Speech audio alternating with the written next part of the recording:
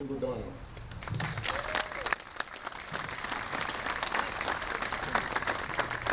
Thank you very much, and good morning, everyone, and thank you for having me today. I especially want to say welcome to the President of the State Senate, Steve Sweeney, General Kniff, members of the board, Clark Martin, Tom, Bill, all of my friends, and certainly now all of my family since May of 2015.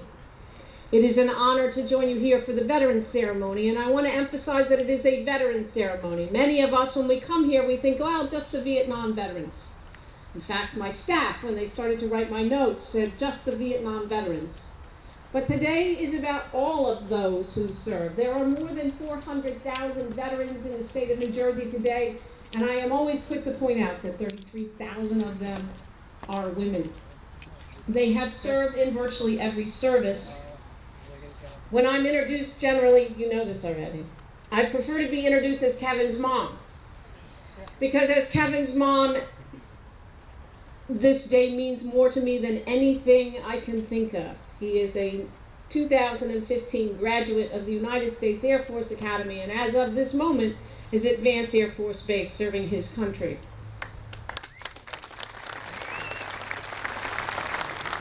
I did not make that decision for him. That is a decision all of you had to make on your own. You cannot force someone to serve his country and to give the ultimate sacrifice. It has to be something from the heart. And that's what today is about. Today is about doing something from the heart and about how we say thank you to those who made the ultimate sacrifice. Those who gave everything so that we could stand here today, a free and open society. Those who have given the ultimate sacrifice, are indeed the greatest of their generation, whichever generation it is. And probably in New Jersey, no greater representative of that was the four-star General Norman Schwarzkopf. Many of us know him already. He was awarded 3 Silver Star medals, 2 Purple Hearts, the Legion of Merit in Vietnam. And in discussing heroism, the general once said, it doesn't take a hero to order a man into battle. It takes a hero to follow that order and go into battle. I think today is a day of memories, and I did pull out just one story of a Vietnam vet, which particularly hit home to me as a mom. One of my favorite stories is that of an event that occurred during the Vietnam War. The story is about Captain Ed Freeman. And I don't want to get it wrong. Captain Freeman, a copter pilot. You know, we all dedicated the Huey right back here not too long ago.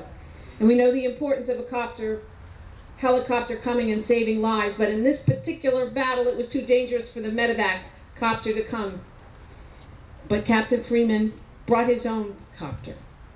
Not once, not twice, but more than a dozen times, despite being shot at multiple times in the process, despite the fact that the medevacs wouldn't fly in or out. Captain Freeman saved about 30 men. 30 men who otherwise would have died that day had he not stood up and done what he believed was right. I want Captain Freeman and men like that and women like that, quite frankly, to be in the air when my own son goes to battle. Those we honor today will forever remain our inspiration, people like Captain Freeman, not only to me and to the citizens of New Jersey, but to the brave men and women in our armed services who are currently serving in over 100 countries throughout the world.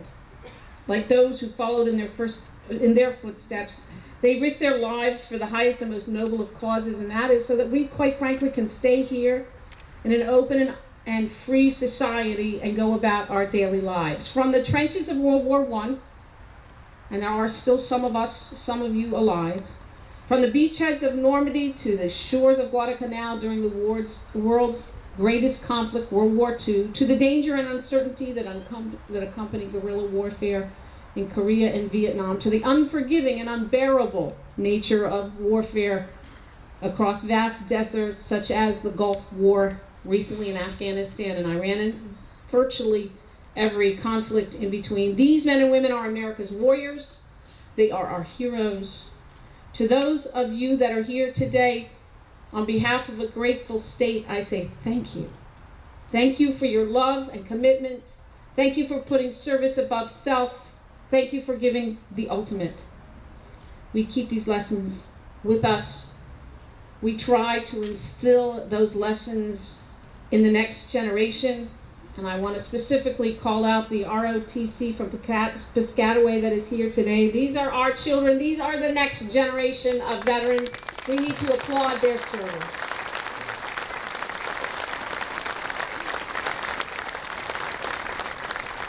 And finally, I want to say one last thing, and it's very important that we who are here, who have the opportunity to provide services to the veterans who have fought for their country, we continue to fight for those services. And one of the ways we do that is through the Military Growth Task Force.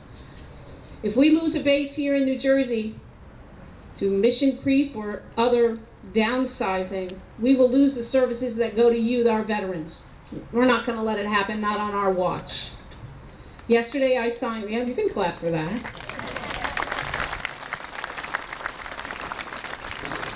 We can't afford to do that on two levels. First, obviously, the vital services that are provided to you. We saw it happen here at Fort Monmouth. What happens when you close a base at Fort Monmouth and the services that we lose. But we also could see it happen throughout the state of New Jersey if we don't continue the fight. We're working very hard to make sure that it doesn't happen. And not only is it important for the services of the veterans, but also, as you all well know, indirectly and directly, the bases in New Jersey represent roughly 73,000 private sector jobs and close to maybe a little over $6 billion worth of our gross state domestic product. So we can't afford to close any bases. So I'm proud to announce today that we have enlisted a general, retired, a two-star general, major general, to help us one more time, to help us make sure our bases stay open in New Jersey and that they thrive in New Jersey. We have enlisted yet again Clark Martin, a member of the board of the Vietnam War Memorial. Clark Martin has agreed to serve his country and his state again to help us make sure that no more bases in the state of New Jersey close or lose missions. Clark Martin, if you could stand up. Clark Martin, two-star general, 23 years in the Air National Guard, has agreed to serve us one more time through an executive order that I signed yesterday. Clark Martin is now our ombudsman who will fight to keep the bases open so we can keep providing you the services that you deserve, having fought for your country. So thank you, Clark Martin. Thank you to all of you. God bless you, and God bless America.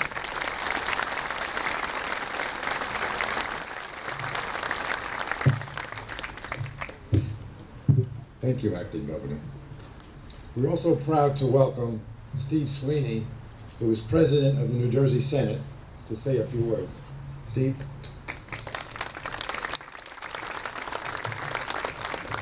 Good morning, everyone. This is a great day for this country. We recognize our heroes. But I want to thank everyone here for their service and their sacrifice that they've given to us. I'm the Senate President now, going on 7 years. Me and the LG started about the same time. But the very first action I took as Senate President was to create a committee for Veterans and Military Affairs, because we didn't have one. And things weren't getting moved, and issues were being backed up. And I'm proud of what we were able to do, because working with our veterans, we're actually making programs go forward to help our veterans, from tuition reimbursement to many other programs. But I'm just here to say thank you. And as the Lieutenant Governor said, to all veterans. But I wanted to say a special thank you to our Vietnam veterans, because they were the ones that were never thanked. They were the ones, when I was growing up, that were criticized and spit on and demonized. Thank you to our Vietnam veterans. Thank you to all of our veterans. Because of what you have been able to do, what you have done through the years, an iron worker to be Senate President. Our freedoms are great, but it's because of your sacrifice, so thank you so much.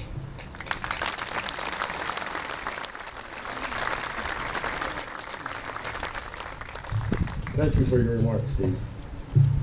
I'm honored to introduce our guest speaker today, Colonel Chris McGowan, originally from Woodbridge, New Jersey. Colonel McGowan currently serves as a faculty member at the United States Army School of Advanced Military Studies at Fort Leavenworth, Kansas. He graduated from the United States Military Academy in 1993, where he received his commission in the Corps of Engineers and a bachelor's degree in environmental engineering. Colonel McGowan also holds several master's degrees from various institutions of higher education. His previous assignments include platoon leader, battalion maintenance officer, and company executive officer in the 23rd Engineer Battalion in Freiburg, Germany. Assistant Brigadier S3 1st Engineer Brigade in Fort Leonard Wood, Missouri, and many other positions. His military awards include the Bronze Star Medal, Meritorious Service Medal, Army Commendation Medal, Army Achievement Medal, Sapper Tab, Army Staff Identification Badge, Bronze DeFleury Medal. Ladies and gentlemen, please welcome Colonel McGowan.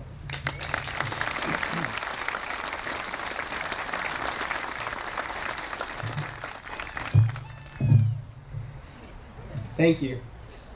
It's an absolute honor and privilege to be with you here today to celebrate Veterans Day as we remember and recognize all those who served in the armed forces of the United States throughout our nation's history. At 11 a.m. on November 11th in 1919, we celebrated the first Veterans Day. Then it was called Armistice Day, as it marked the temporary cessation of fighting in World War I exactly 1 year earlier. We know that Armistice Day was changed in 1954 to Veterans Day by President Eisenhower, as the number of veterans grew dramatically following World War II and the Korean War.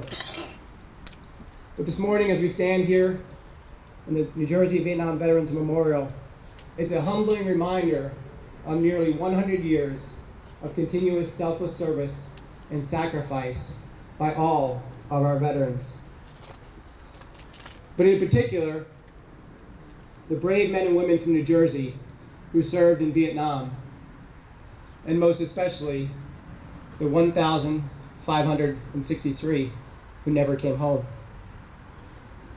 This memorial is a powerful reminder that freedom is not free, and each of these names remind us that it's the sons and daughters, the brothers and sisters, the mothers and fathers, and the husbands and wives who put themselves in harm's way every time that our nation calls.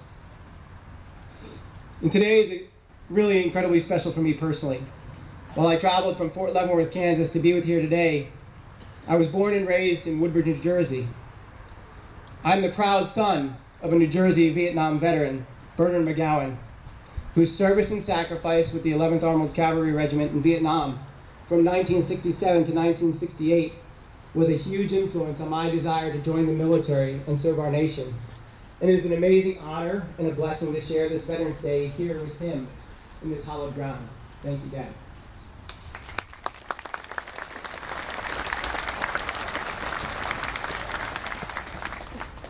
I also want to remember and thank two other Vietnam veterans who, while they're no longer with us, are certainly not forgotten, and both had an incredibly positive influence on my life. We've got to be here today. The first is on John West. He was based in 1967. We have a picture and we got some sister dance. My dad, the late for my time, graduated from Vietnam. We used to say I'm very grateful for that experience. But the reason sad, I'm glad to get to my fellow Vietnam veterans. To me, it was always inspiration. Throughout my childhood, my teenage years, making all of our families share time together among the most enjoyable and memorable of my life. And the fact that it's on Scott, my friend, really made a place for me to be here today. It's not like I'm looking at my phone, Scott.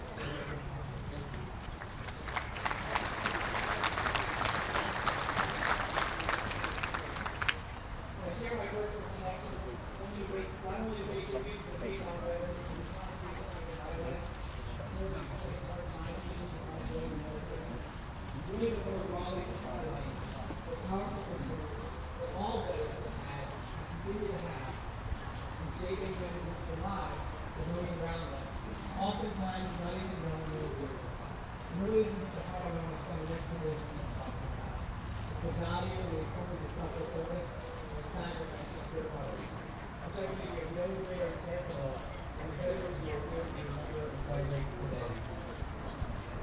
1987, as a junior in high school, I wrote my term paper on the Vietnam War. I didn't focus my paper on the health, military strategy, and military operations surrounding the war, but rather I focused on my personal experiences and the sacrifices of the soldiers, sailors, airmen, and Marines who served and sacrificed for us. There's a lot of treats. I rely on my research here in America. In writing the paper, I wanted to try to understand what motivated someone to be able to endure unbelievable hardship at great risk to their life while away from the comforts of home and most importantly the ones they love. I don't think I understood it at the time, but I believe writing that term paper really helped me to understand why I wanted to join the military, why I wanted to follow the footsteps of my father, both my grandfathers, and all the Vietnam veterans who I looked up to. And I also believe that this experience continues to shape my own leadership and my own service in the military over the last 27 years. And I'd like to read a passage from this book. And this is a letter written from the parents of Specialist Kenneth Peoples, who had recently been wounded while serving with the 2nd Battalion 18th Infantry Regiment, which is a part of Big Red 1. And Specialist Peoples' parents had just been notified that he'd been wounded in action and he was recovering in a hospital. And so I'm going to read an excerpt of the letter that they wrote to their son, Kenneth Peoples, actually from South Arlington. Hello, son. How are you feeling today? I hope this letter will find you successfully recovered. Today, you received your purple heart medal. I looked at it with mixed emotions. Happy because you're out of Vietnam. Sad because of the price you have to pay. However, I do hope that you won't have any serious complications or that you will return to your first life. I also realize the thousands of boys who never support that world. Part of it was just to get me food. Because they said it never. And I think it is funny. I know I should put it down around the beach. I know there's some knowledge in recovery. Let me say here now, that I am really proud of you. Not because you were really hard, but because you were out of my court. I know that you're really good at serving your son. And you got my reason for being so hard. I also knew you were very tough to my face. I also imagine that you're not going to go anywhere. With explaining solutions, you do everything that is possible. Whether it was to meet your mother, or your grandmother, or your mother. And as you know, that you made a prudent and tolerant decision. And made not matter to the law, the cure for the first one. Not a warrior who has been fighting the shot, or more so, who should be a man of decision. You should feel confident. It's been a long time since I wrote my term paper. There's certainly been a lot of influence and feedback. The conclusions that I have reached have been really different. I believe that veteran Americans who served in Southwestern College was then, and is still today, inspired by the legacy of parents, inspiration, grandchildren, and grandmothers, named teaching coaches. Those that were there every time you look back, and those that were there and showed up personally in their life. I believe this willingness to serve and sacrifice is sustained each and every day by the brothers and sisters in arms, both on the front lines at home, the one that will never leave behind. And it is strengthened over time, and the motivation to make tomorrow better than today for those who will fall behind. I believe that as long as this continues to be the case, and regardless of the many imperfections and shortcomings of any institution, any system, any policy, the power of human spirit and the shared selfless dedication ethic, which has been demonstrated in the system by our veterans throughout our nation's history, will prevail and will ensure the security and the prosperity of our nation. The legacy created by the service and sacrifices of our veterans is very positive. It inspires so many others to listen to the current of pride and some spirits to succeed in all walks of life. I was inspired by one day soldier who told me a positive difference in my life and the lives of others by the service and sacrifice of the Vietnam veterans I went up to. Here today, I am honored to be privileged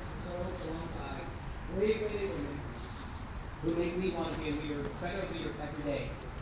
And I pray that our service continues to inspire future generations to value and to pursue all types of public service for the good of others. I believe that veterans share a common bond in calling all those outside of the military who are willing to serve and sacrifice for others. It's why we see so many veterans pursue non-military, public-oriented service professions after the military. And certainly we see this connection very clearly with firefighters and police officers who risk their lives every day to provide for our health and safety. People like Bob Lavin, a New Jersey Vietnam veteran and retired Elizabeth, New Jersey fireman. He is here with us today. There is also a connection to our teachers, who educate and inspire future generations. People like Dennis Burke, New Jersey Vietnam veteran, Bronze Star winner, Purple Heart recipient, who dedicated his life to teaching here in New Jersey after leaving the military. He is no longer with us, but he is certainly not forgotten. I am forever grateful to all the veterans who are here today and all the veterans who have gone before me, who are willing to serve and to sacrifice for the good of others. And I am humbled at this opportunity to share this Veterans Day among so many of my personal heroes. We are reminded every day of the dangerous world we live in and of the many challenges that certainly lie ahead. However, I am strengthened in knowing that today's veterans are up to the task. We find great strength in knowing that there are so many who have gone before us who believe in us. And there are so many who stand beside us on the front line and on the home front who count on us to do our part. And there are certainly many more who look up to us and want to have the opportunity to follow in our footsteps. We will not let you or them down. Happy Veterans Day to all. Thank you for allowing me to share this day with you today. I am forever grateful. And may God continue to bless all of you and continue to bless the United States of America. Thank you.